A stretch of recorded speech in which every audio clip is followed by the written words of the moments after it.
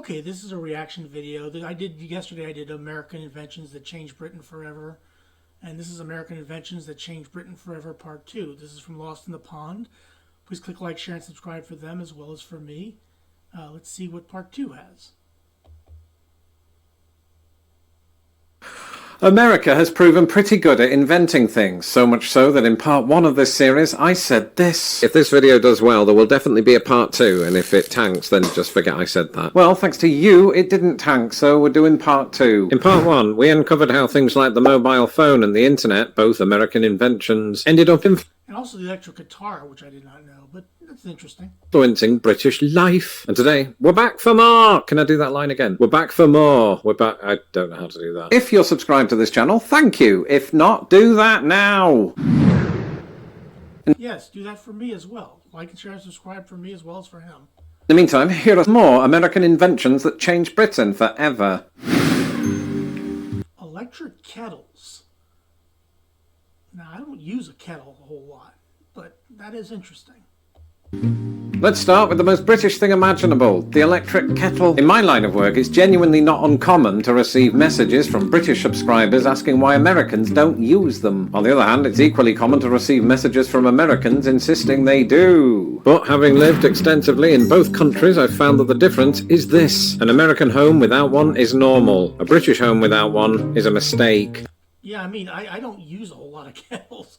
That's something I don't generally use a whole lot of. An interesting turn of events then, given that the electric kettle was invented right here in Chicago. While kettles themselves date back centuries, the electric version was invented in 1891 by the Chicago-based Carpenter Electric Company. Sadly, this first incarnation wasn't very good because the water took 10 minutes to boil. Imagine trying to pour a cuppa during the adverts. Even though the electric kettle was invented here, it couldn't fully realise its potential in a country that prefers ground coffee over tea. Which is where Britain comes in. In 1893, the British firm Crompton & Co. began featuring a similarly primitive electric kettle in their catalogues. Over time, the technology improved and electric kettles became just as... Yeah, I guess that would make sense, because in Britain they do more tea drinking than we do in America. Like I said, kettles aren't big in the United States. Common in British kitchens as instant coffee. Not to mention these. Tea bags. Yeah, like I said, that's something I thought would be invented in England more than the United States, because we don't drink a lot of tea here in the United States. In 1908, a New York tea merchant named Thomas Sullivan began sending tea samples to customers in small silk bags. Rather than emptying the tea into the pot, the customers, so goes the story, dunked the entire bag in water, and just like that, the tea bag was born. Except it wasn't, because the first tea bags were recorded as early as 1903. In fact, both inventions share a surprisingly Midwestern origin story. Imagine if I told you before today that the electric kettle and the tea bag were invented just 90 miles apart. You might picture something like Manchester and Birmingham in the... Yeah, I would have bet someplace in the United Kingdom more than the United States. UK. Few would confidently state that the... That's Chicago. That's the Millennium thing. I've been there before. Electric kettle was a product of Chicago, and fewer still that tea bags began life in Milwaukee, Wisconsin. That's right, the first patent, or patent as they say in America, for a tea leaf holder was granted in 1903 to Milwaukee inventors Roberta Lawson and Mary McLaren. They were sold commercially in America during the first half of the 20th century, and by the 1950s their popularity began to spread around the world. But when British companies like Tetley tried pushing them on the British people, the response was lukewarm. That was a tea-based pun. In fact, as recently as 1965, only 7% of British tea drinkers reported making their tea this way. Today, that number stands at 96%. So much for tradition. Of course... Now, refrigerators... Well, I guess... I didn't know those were invented in the United States. The refrigerator, the magic cold box that stops your milk from becoming a biological weapon. Though the concept of keeping food cold has existed for centuries, think ice houses and the occasional shady underground Yeah, I would have thought the refrigerator would have been invented in Europe more than the United States. cheese vault. The modern refrigerator as we know it was patented in 1913 by an American named Fred W. Wolf. I promise that's his real name. Now, America, in its relentless quest to make life easier and perhaps less smelly, took to the refrigerator like a duck to water.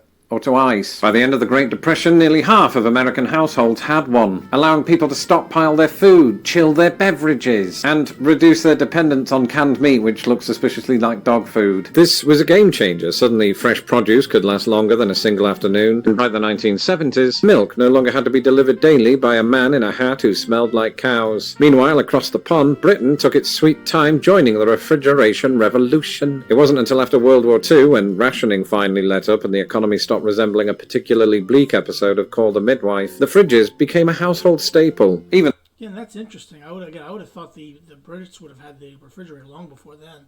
and then, many British homes were still using larders well into the 1960s. And even in my lifetime, milkmen were still adorning our houses with creamy goodness.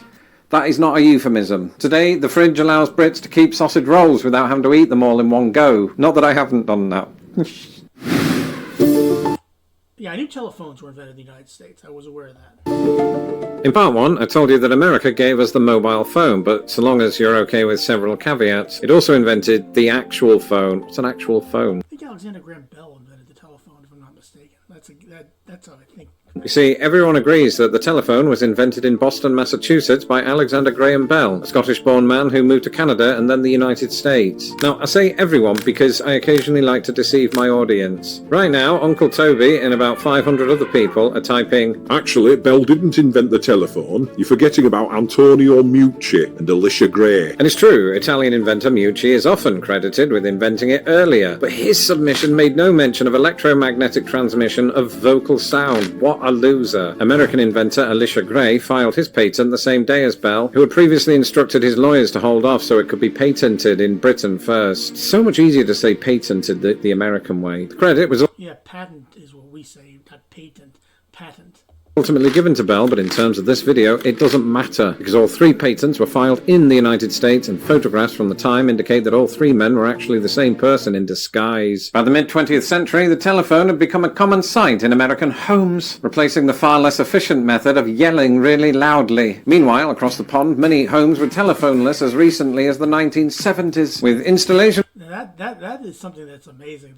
Because the phones, where you see the phones in the 1930s movies, with the way you put your headphone to your ear and you dial it and you talk like that. But in the 70s, the Brits did not have phones. That's interesting.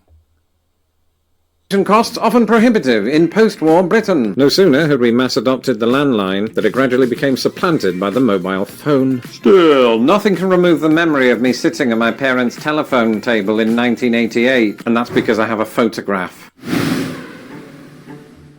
Scrabble. That's a board game.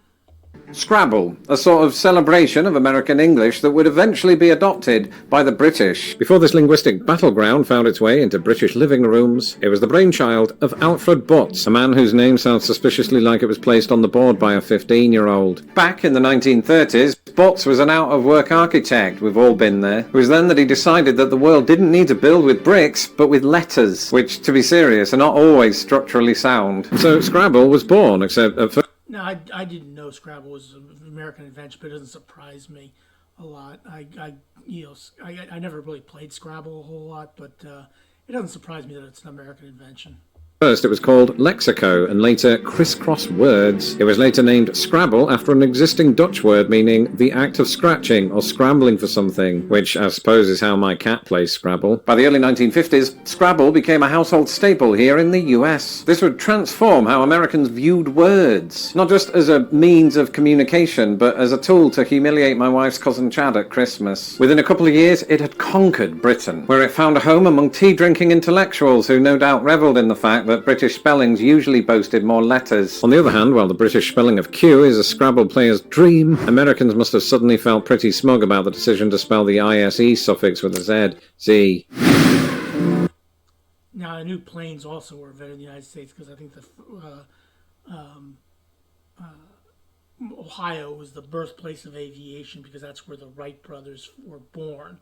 But they actually flew in North Carolina, Kitty Hawk. Let's talk about one of America's most uplifting inventions. Literally, because we're talking about planes. In 1903... In fact, I'm going to be boarding a plane next next month and going to visit London, England. Two bicycle mechanics from Ohio, the Wright brothers, decided that cycling was just too easy. So naturally, they built a flying machine, hurtled themselves into the air, and lived to tell the tale. We've all done it. This marked the first controlled sustained plane flight in the history of human history. Over in Britain, I imagine people were initially skeptical, but soon the practicality of air travel became undeniable. During World War I, Britain saw just how effective these contraptions were. Fast forward to today, and British Airways is one of the largest international airlines in the world. Though let's be honest, Manchester Airport has a special way of making you wish airplanes had never been invented. So while the British... I don't know what he means about that, but I'm going to be flying into Heathrow. But I won't be flying on British Airways. I'll be flying on Virgin. British may have perfected the art of grumbling over airport security, we have America to thank for making those queues possible in the first place. I'm not even being sarcastic. As for the world's inventions, this video series itself might be the greatest of all time. So stay tuned for part 3, and in the meantime, here's part 1. You'll watch that. Yeah, I already did a video on part 1, but yeah, this is part 2. And there's some things that would surprise me, some things that did not. Well, you think about phones, not till the 1970s in Britain, that's fascinating. But, you know, it is what it is. Please click like, share, and subscribe for Lawrence as well as for me. These are American inventions that changed Britain forever. Part 2. I did part 1 yesterday. This is part 2. Thanks for watching. Have a good rest of your day.